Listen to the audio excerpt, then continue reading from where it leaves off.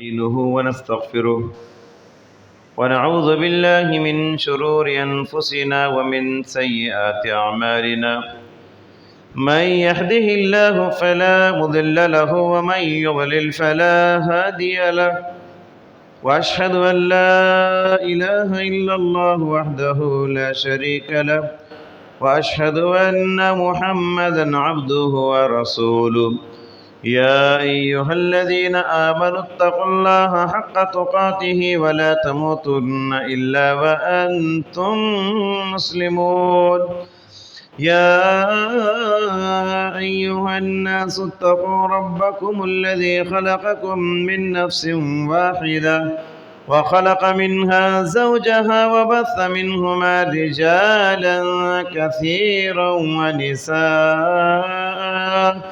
واتقوا الله الذي تساءلون به والأرحام إن الله كان عليكم رقيبا يا أيها الذين آمنوا اتقوا الله وقولوا قولا سديدا يصلح لكم أعمالكم ويغفر لكم ذنوبكم ومن يطع الله ورسوله فقد فاز فوزا عظيما أما بعد فإن خير الحديث كتاب الله وخير الهدي هدي محمد صلى الله عليه وسلم وشر الأمور محدثاتها وكل محدثة بدعة وكل بدعة ضلالة وكل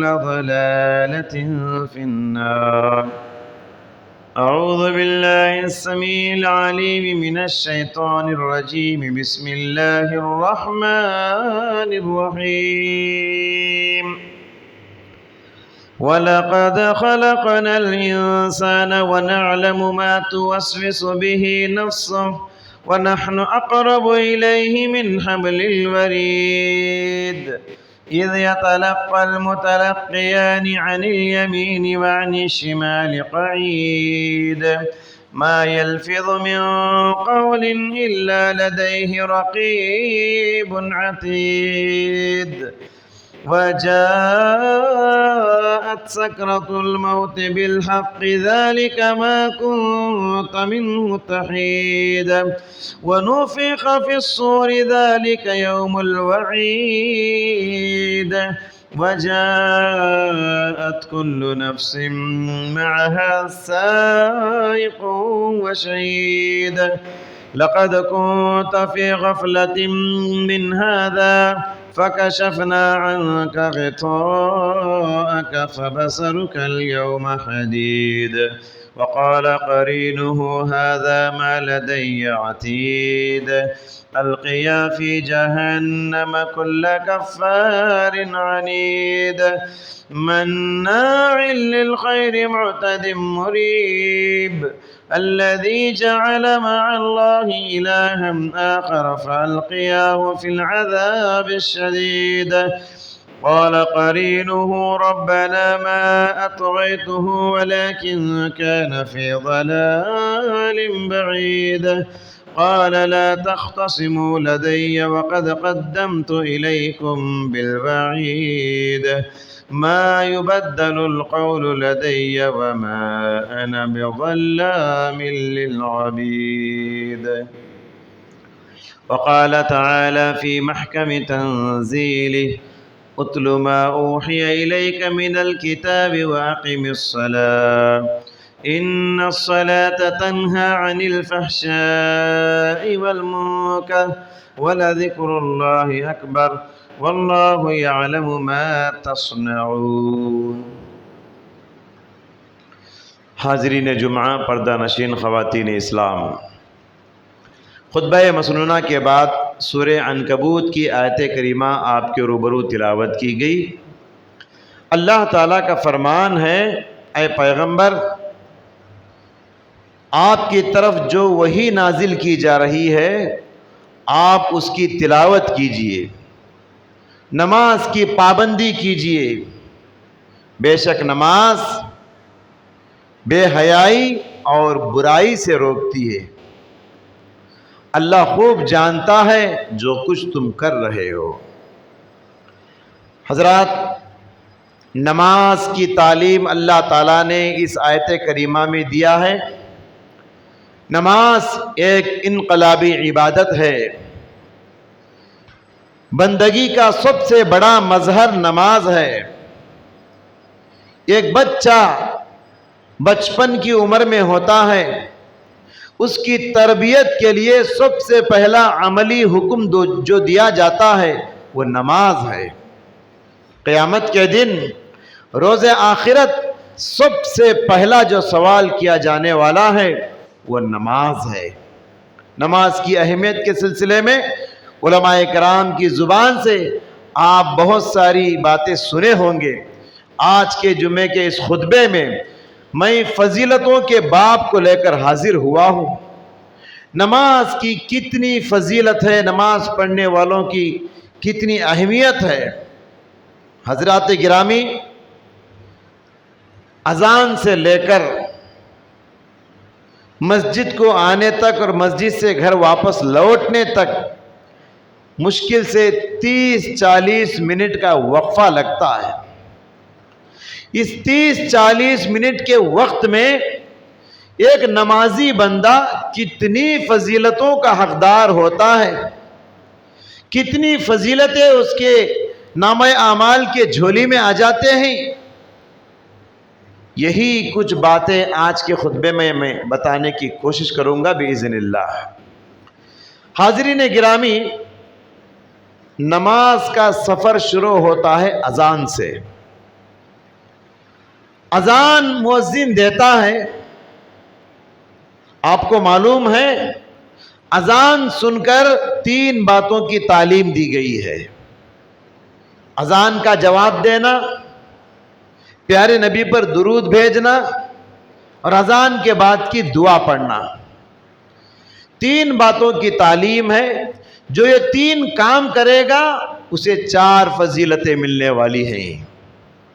سب سے پہلی فضیلت پیارے نبی صلی اللہ علیہ وسلم نے فرمایا، جو آدمی مؤذن کی زبان سے اذان سنتا ہے اور اذان کا جواب دیتا ہے، اذان کا جواب دیتے ہوئے یقین کے ساتھ، یہ شرط ہے، یقین کے ساتھ وہ اذان کا جواب دیتا ہے۔ جب وہ اشہد ان لا الہ الا اللہ کہتا ہے تو اس کے دل کا عقیدہ بھی وہی ہو۔ جب وہ اشہد ان محمد الرسول اللہ کہتا ہے تو اس کا دل کا عقیدہ بھی وہی ہونا چاہیے۔ تو جو بندہ یقین کی کیفیت کے ساتھ اذان کا جواب دیتا ہے، پیارے نبی نے فرمایا دخل الجنہ، وہ جنت میں داخل ہو گیا۔ صرف اذان کا جواب دینے سے جنت میں داخلہ، کتنی بڑی فضیلت! یہ پہلی فضیلت ہے۔ اور دوسری فضیلت، اذان کا جواب دینے کے بعد ہم کو درود پڑھنا ہے، پیارے نبی پر درود بھیجنا ہے۔ اور پیارے نبی پر درود بھیجنے کی فضیلت پیارے نبی صلی اللہ علیہ وسلم نے فرمایا، من صلی علی واحدا صلی اللہ علیہ عشرا، جو بندہ مجھ پر ایک بار درود بھیجتا ہے اللہ تعالیٰ اس پر 100 رحمتیں نازل کرتا ہے۔ سبحان، اس کے اوپر 10 رحمتیں نازل کرتا ہے، 100 نہیں۔ ایک مرتبہ جو پیارے نبی پر درود بھیجتا ہے اللہ تعالیٰ اس پر 10 مرتبہ رحمتیں نازل کرتا ہے۔ یہ کتنی بڑی بات ہے۔ اذان کا جواب دے کر آپ جنت کے حقدار بن گئے، پھر پیارے نبی پر درود بھیج کر 10 رحمتوں کے حقدار بن گئے۔ اس کے بعد آپ دعا پڑھتے ہیں، اذان کے بعد کی دعا، اللہم رب هذه الدعوة التامة والصلاة القائمة آت محمدا الوسيلة والفضيلة وابعثه مقاما محمودا الذي وعدته۔ اذان کی جو دعا ہے اس میں آپ اللہ کے نبی صلی اللہ علیہ وسلم کے لیے وسیلہ مانگتے ہیں، آتی محمدن الوسیلہ، اے اللہ محمد صلی اللہ علیہ وسلم کو وسیلہ عطا فرما۔ یہ وسیلہ کیا ہے؟ پیارے نبی صلی اللہ علیہ وسلم نے فرمایا انہا منزلۃ فی الجنہ لا ينبغی الا لعبد من عباد اللہ وارجو ان اکون انا ہوا۔ وسیلہ جنت کا سب سے اونچا درجہ ہے، وسیلہ جنت کا سب سے اعلیٰ درجہ ہے۔ مجھے امید ہے وہ دنیا میں صرف ایک بندے کو وہ مقام ملنے والا ہے، اور مجھے امید ہے وہ مقام، وہ بندہ میں ہی رہوں گا۔ پیارے نبی نے فرمایا۔ تو آپ نے فرمایا جو بندہ اذان کے بعد میرے لیے وسیلے کا سوال کرتا ہے، اے پروردگار جو سب سے اونچا مقام ہے جنت کا وسیلہ وہ محمد صلی اللہ علیہ وسلم کو عطا فرما، حلت لہو شفاعتی یوم القیامہ، آپ نے فرمایا میری شفاعت اس کے لیے حلال ہو گئی، شرط یہ ہے کہ وہ مشرک نہ ہو۔ یہ کتنی بڑی بات ہے، یہ تیسری فضیلت ہے۔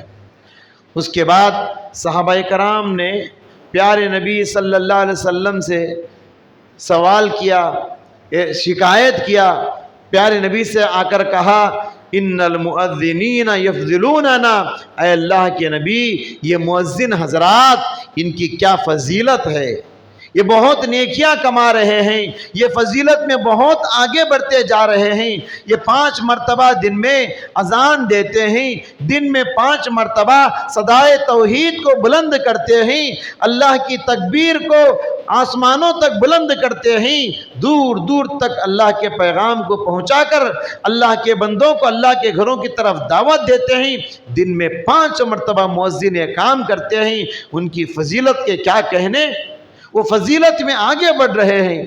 تو پیارے نبی صلی اللہ علیہ وسلم نے فرمایا تم بھی مؤذنوں کا وہ مقام حاصل کرنا چاہتے ہو؟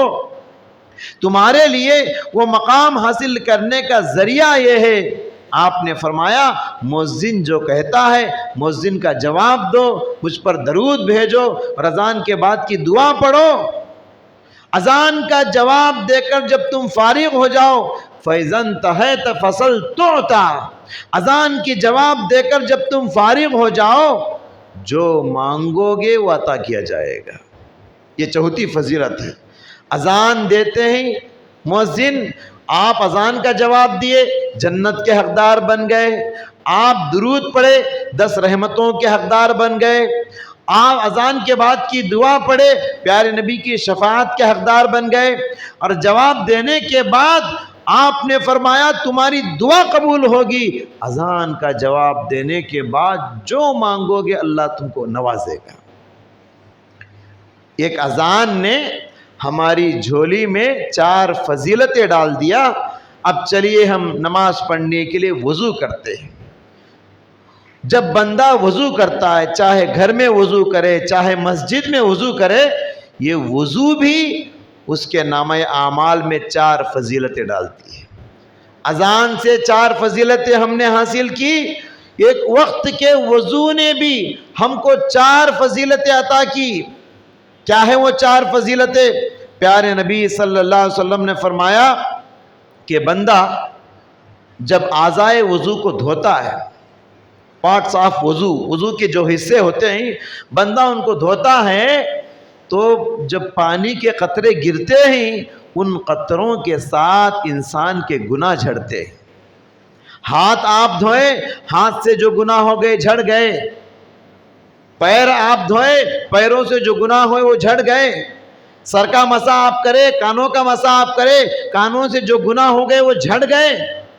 وضو کا جو حصہ آپ دھوتے ہیں، اعضائے وضو سے وضو کے پانی کے ساتھ ساتھ گناہ جھڑ رہے ہیں، یہ پانی کے قطرے انگلیوں سے جو گر رہے ہیں گناہ جھڑ رہے ہیں، سر کا مسح کر رہے ہیں گناہ جھڑ رہے ہیں، پیر دھو رہے ہیں انگلیوں سے گناہ جھڑ رہے ہیں۔ یہ کتنی مبارک عبادت ہے۔ وضو کے پانی سے آپ کا بدن بھی پاک ہو رہا ہے، آپ کے گناہ بھی پاک ہو رہے ہیں۔ وضو ایک ایسی عبادت ہے جس سے آپ کا ظاہر بھی پاک ہوتا ہے، آپ کا باطن بھی پاک ہوتا ہے۔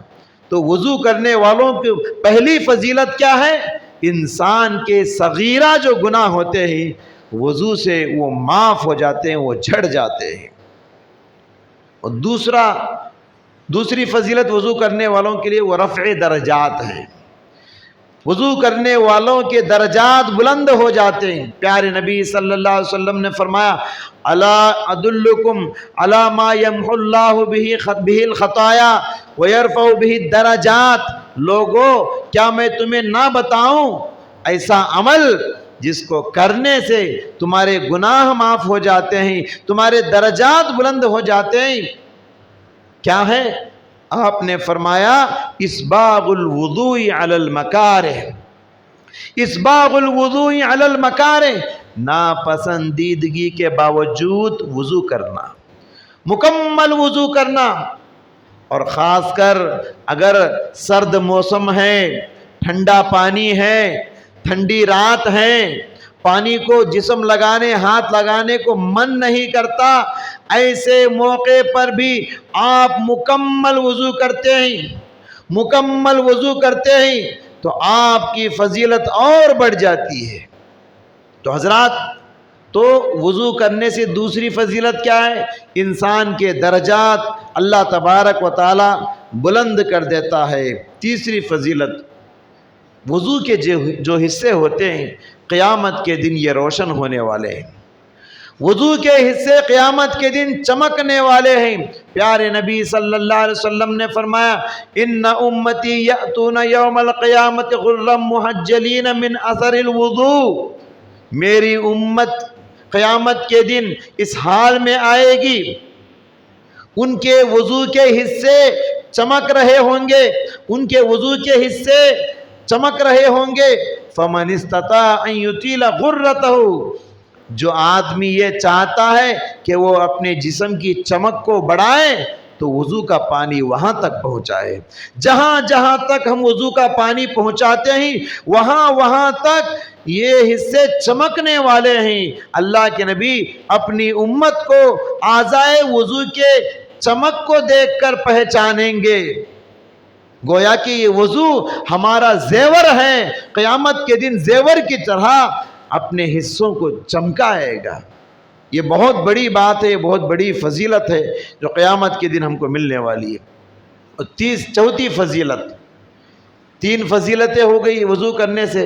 پہلی فضیلت یہ ہے کہ ہمارے گناہ جھڑ جاتے ہیں، دوسری فضیلت یہ ہے کہ ہمارے درجات بلند ہوتے ہیں، تیسری فضیلت یہ ہے وضو کے حصے اعضائے وضو کل قیامت کے دن چمکنے والے ہیں۔ اور چوتھی فضیلت یہ ہے وضو کے بعد کی دعا، اشہد ان لا الہ الا اللہ وحدہ لا شریک لہ واشہد ان محمدا عبدہ ورسولہ۔ جو بندہ وضو کرنے کے بعد یہ وضو کے بعد کی دعا پڑھے گا، پیارے نبی نے اس کی فضیلت کو بیان کرتے ہوئے فرمایا فتحت لہ ابواب الجنت الثمانیہ، جنت کے 8 دروازے اس کے لیے کھل جائیں گے۔ وضو کے بعد کی دعا آپ پڑھیں گے، جنت کے 8 دروازے آپ کے لیے کھل گئے۔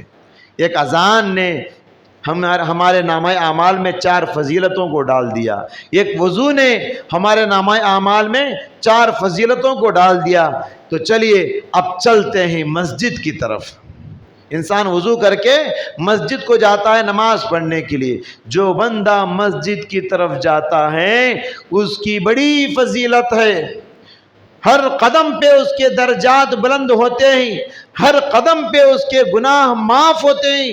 مسجد کو جانے والے جو حضرات ہیں، چل کر جانے والوں کی بڑی فضیلت ہے، چل کر جانے والوں کی بڑی فضیلت ہے۔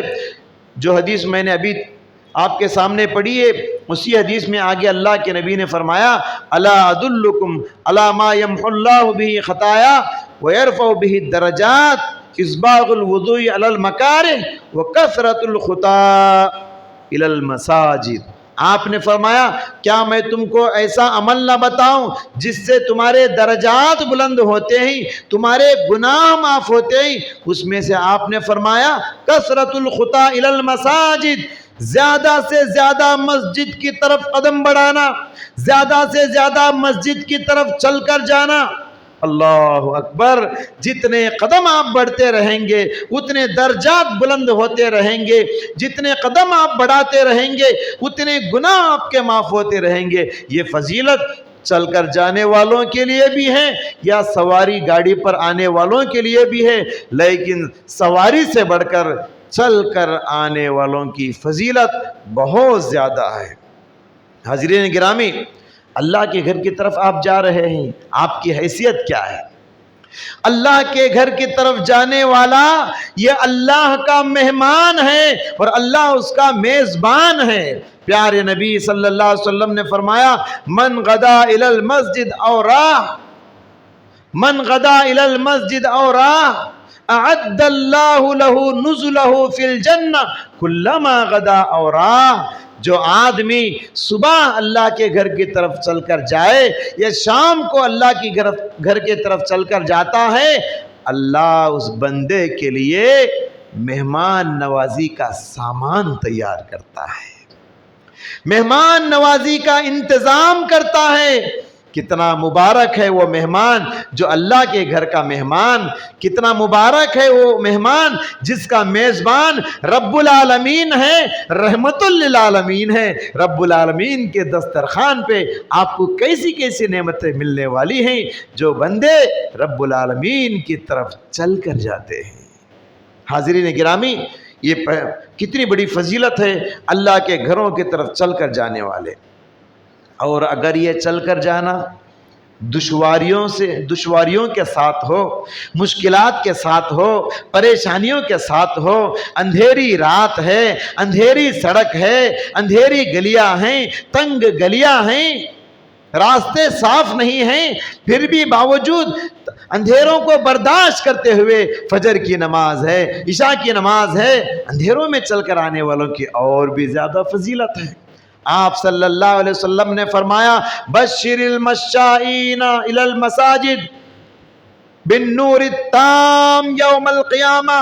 جو لوگ اندھیری راتوں میں مسجد کی طرف چل کر جاتے ہیں، اندھیری سڑکوں میں اندھیروں کا مقابلہ کرتے ہوئے، برداشت کرتے ہوئے مسجد کو آتے ہیں، مسجد کو چھوڑ کر گھروں میں نماز نہیں پڑھتے، ایسے لوگوں کے لیے قیامت کے دن مکمل نور کی بشارت سنا دیجیے۔ اے پیغمبر، ان لوگوں کو قیامت کے دن مکمل نور کی خوشخبری سنا دیجئے، جبکہ منافقین اور کافرین قیامت کے دن مشرکین اندھیروں میں بھٹک رہے ہوں گے، ایمان والے مسجد کی طرف اندھیروں میں چل کر آنے والوں کو روشنی ہی روشنی، نور ہی نور اللہ تعالیٰ دینے والا ہے۔ حاضرین گرامی، مسجد کی طرف آنے کے بعد جب مسجد میں آپ داخل ہوتے ہیں، مسجد میں آنے کے بعد اگلی صفوں میں بیٹھنا چاہیے۔ مسجد میں جو سامنے کی صف ہوتی ہے، جو امام کے پیچھے کی صفیں ہوتی ہیں، ان صفوں کی فضیلت بہت زیادہ ہے۔ آپ صلی اللہ علیہ وسلم نے اگلی صفوں کو فرشتوں کے صفوں کے برابر قرار دیا، فرشتوں کے صفوں سے تشبیہ دیا۔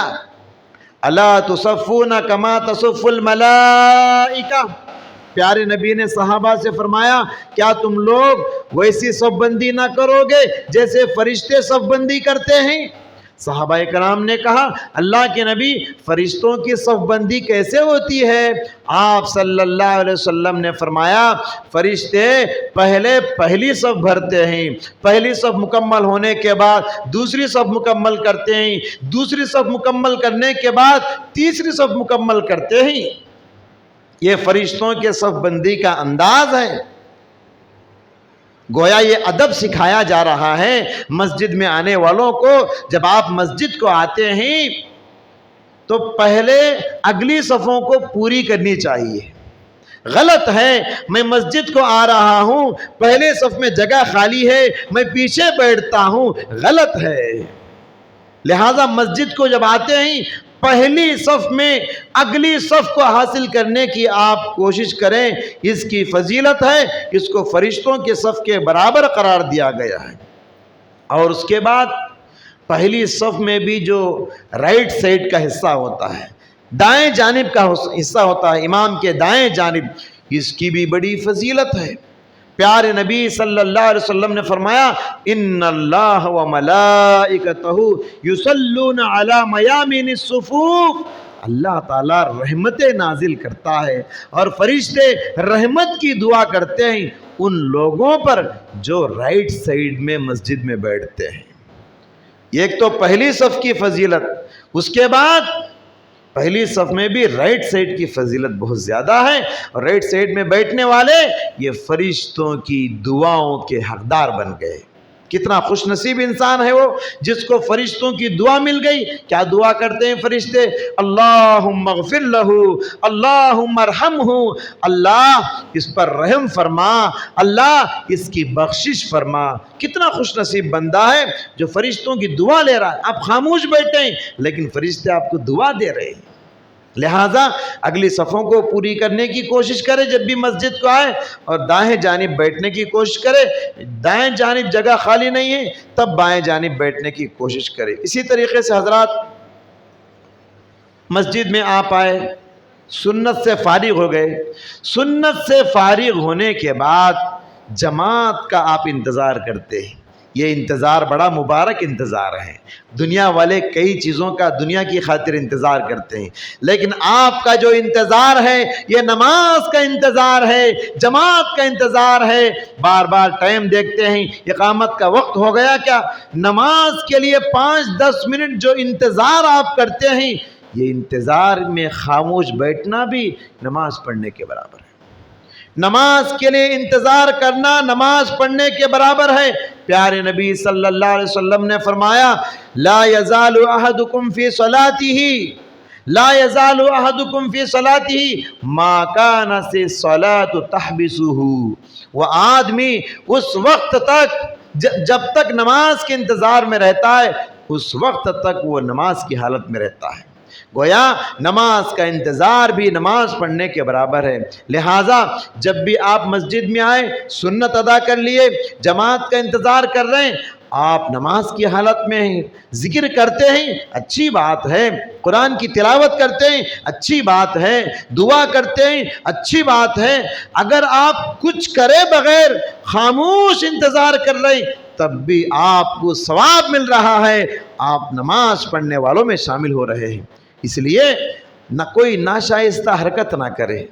مسجد میں جب بیٹھے ہیں، نماز کے انتظار میں ہیں، تو گویا آپ نماز کی حالت میں ہیں۔ کوئی ایسا ویسا مذاق نہ کرے، ناشائستہ حرکت نہ کرے، ایسی ویسی باتیں نہ کرے، ادب کے ساتھ خاموشی سے مسجد میں بیٹھنے کی کوشش کرے۔ مسجد میں خاموش بیٹھنا، نماز کے انتظار میں بیٹھنا، یہ نماز پڑھنے کے برابر ہے۔ اچھا، آپ نماز سے فارغ ہو گئے، امام صاحب سلام پھیر دیے۔ فرض نمازوں کے سلام پھیرنے کے بعد جو اذکار ہیں، جو دعائیں ہم پڑھتے ہیں، ان دعاؤں کی بڑی فضیلت ہے، ان دعاؤں کی بڑی فضیلت ہے۔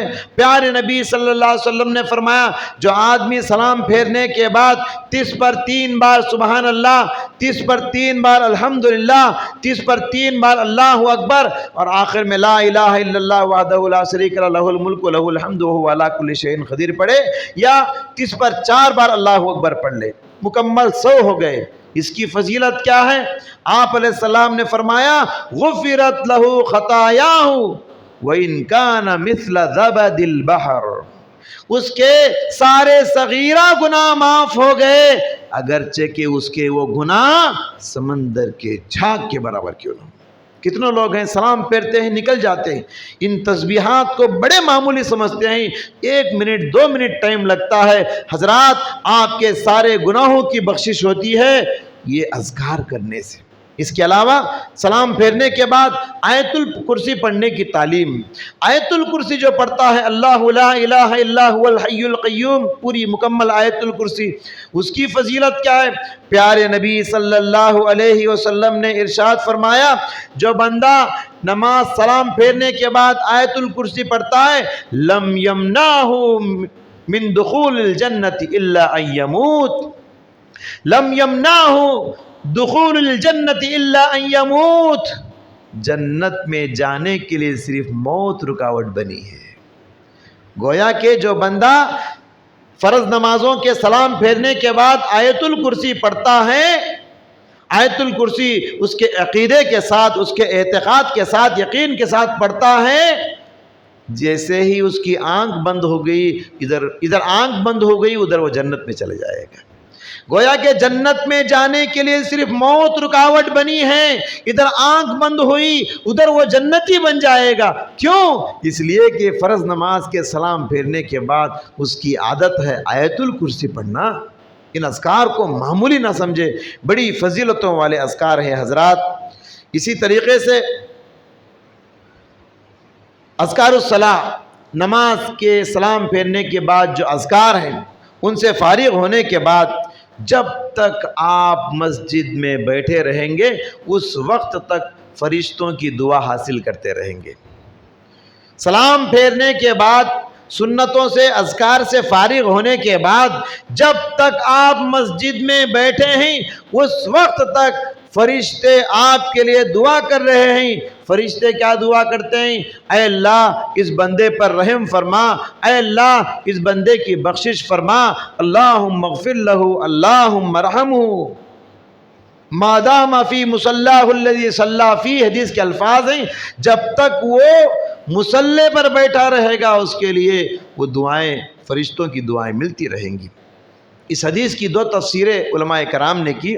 پہلی تفسیر یہ کی ہے جب تک وہ جہاں نماز پڑھا ہے وہاں بیٹھا رہے گا اس کو فرشتوں کی دعا نصیب ہوگی۔ علماء کرام نے اس حدیث کی دوسری تفسیر یہ کی، صرف مصلی اس جگہ کو نہیں کہتے جہاں وہ نماز پڑھا ہے، بلکہ پوری مسجد اس میں شامل ہے۔ جب تک وہ مسجد میں رہے گا، چاہے اسی جگہ میں رہے چاہے کسی اور جگہ میں رہے، جب تک وہ مسجد میں رہے گا اس کے لیے فرشتوں کی دعا ملتی رہے گی۔ فرشتوں کی دعا یہ بہت بڑی بات ہے حضرات۔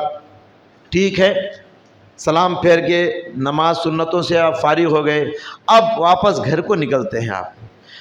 جیسے مسجد کی طرف آنے کی فضیلت ہے ویسے ہی مسجد سے واپس گھر کو چل کر جانے کی بڑی فضیلت پیارے نبی صلی اللہ علیہ وسلم نے فرمایا جتنی فضیلتیں مسجد کی طرف چل کر آنے والوں کو ہے اتنی ساری فضیلتیں مسجد سے گھر کی طرف جانے والوں کو ہے۔ یعنی ایک ایک قدم پر اس کے گناہ مٹ رہے ہیں، ایک ایک قدم پر اسے ثواب مل رہا ہے، ایک ایک قدم پر اس کے درجات بلند ہو رہے ہیں۔ ایک صحابی بہت دور سے مسجد نبوی کو آیا کرتے تھے۔ صحابہ کرام نے مشورہ دیا مسجد کے قریب آ جاؤ، گھر بنا لو۔ صحابی نے کہا میں تو یہ بھی پسند نہیں کرتا کہ مسجد کے قریب رہوں، مسجد کے بازو گھر بناؤ، مجھے پسند نہیں ہے۔ یہ بات پیارے نبی صلی اللہ علیہ وسلم کے پاس ایک شکایت کے طور پر گئی۔ پیارے نبی نے صحابی کو بلا کر کہا کیوں جی مسجد کے قریب آنا کیوں پسند نہیں کرتے تم؟ تو صحابی نے کہا اللہ کے نبی میری نیت یہ ہے، میری خواہش یہ ہے کہ میرا گھر مسجد سے دور رہے، میں دور سے چل کر آؤں، میرے ہر قدم پر اجر و ثواب مجھے ملتا رہے۔ پیارے نبی نے فرمایا قد جمع اللہ لک ذلک کلہ، قد جمع اللہ لک ذلک کلہ، جو تمہاری نیت ہے وہ ساری فضیلتیں تم نے جمع کر لی۔ حضرات دور سے مسجد کو آنے والوں کی بڑی فضیلت ہے۔ حاضرین گرامی، شعوری طور پر یقین کے ساتھ اگر ہم نماز پڑھیں گے تو ایک نماز کتنی فضیلتیں ہم کو دے رہی ہے، کتنی بشارتیں ہم کو دے رہی ہے۔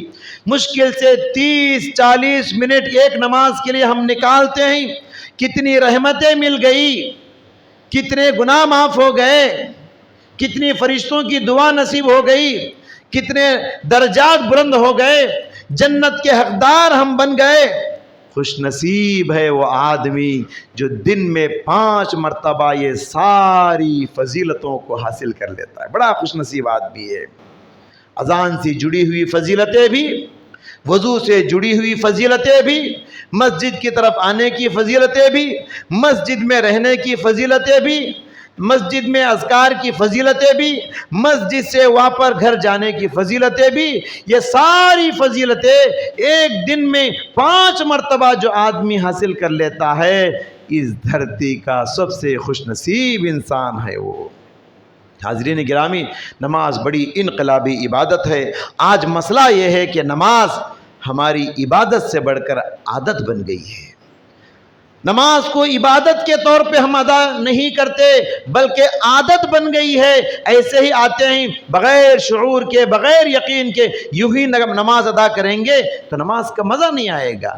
اگر شعوری طور پر ان ساری بشارتوں کو مد نظر رکھ کے اگر ہم نماز پڑھیں گے، اس نماز کا مزہ ہی کچھ اور ہے، اس زندگی کا مزہ ہی کچھ اور ہے۔ حضرات، حاضرین گرامی،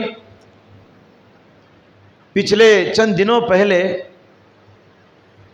کچھ اللہ کے نیک بندے ایسے ہیں، نماز کی ایسی پابندی کرتے ہیں، اگر ان کے بارے میں آپ کو بتاؤں تو کیا آپ یقین کریں گے ان کی پابندی کیسے ہے؟ کیا آپ اس کو سچا جانیں گے؟ پچھلے گزشتہ 2020 میں مدینہ منورہ کے مسجد نبوی کے ایک مصلی کا انتقال ہوا۔ ان کا نام ابو حذہ العتیبی ہے۔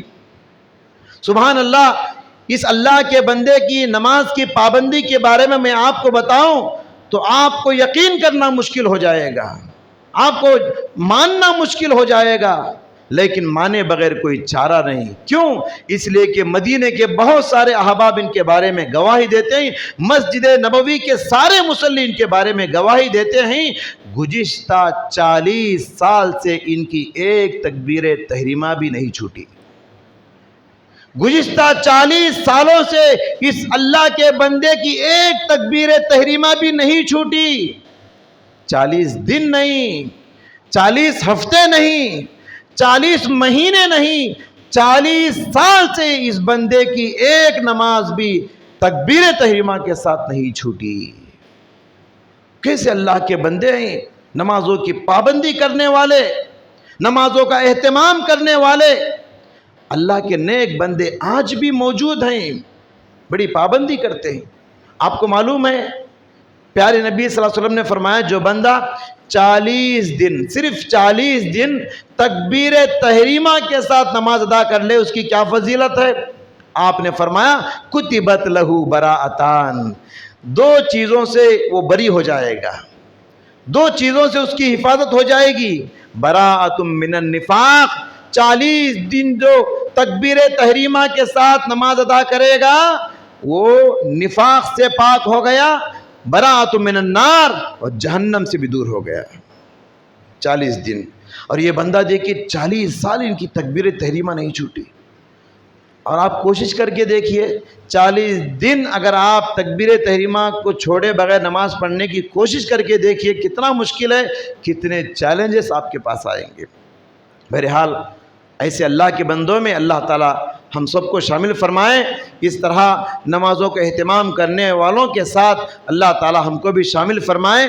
اللہ سبحانہ و تعالیٰ ہم سب کو نمازی بنائیں، متقی بنائیں۔ نمازوں کی ان فضیلتوں کو ذہن میں رکھ کے اے اللہ نمازوں کو چاشنی، نمازوں کی جو مٹھاس ہے ان کو حاصل کرنے کی توفیق عطا فرمائے۔ اے اللہ ہم سب کو دنیا کے اندر عزت کی زندگی عطا فرما، ہم سب کو وباؤں سے بلاؤں سے حفاظت فرما، ہم سب کو مسجدوں کو آباد کرنے کی توفیق عطا فرما۔ اے پروردگار عالم ہمارے گھروں میں رحمتیں اور برکتیں نازل فرما۔ آمین۔ بارک اللہ لنا ولکم فی القرآن العظیم ونفعنا وإیاکم من الآیات والذکر الحکیم، انہ تعالی جواد کریم ملک بر رؤوف رحیم رب حلیم۔